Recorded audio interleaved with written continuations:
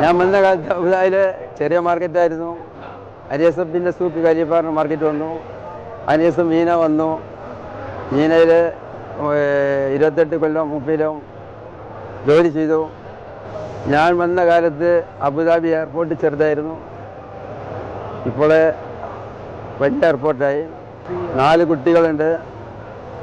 ഒരാൾ ഇവിടെ ഉണ്ട്. ബാക്കി 2-3 കുട്ടികൾ നാട്ടിലുണ്ട്.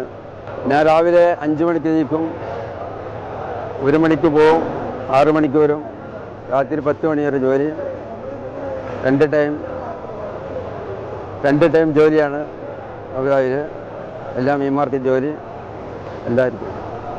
റമദാൻ കഴിഞ്ഞു.